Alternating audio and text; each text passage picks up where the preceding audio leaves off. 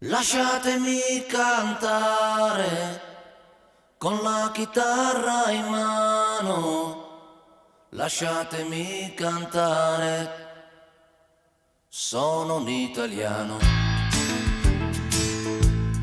Buongiorno Italia, gli spaghetti al dente e un partigiano come presidente, con l'autoradio sempre nella mano destra, un canarino sopra la finestra.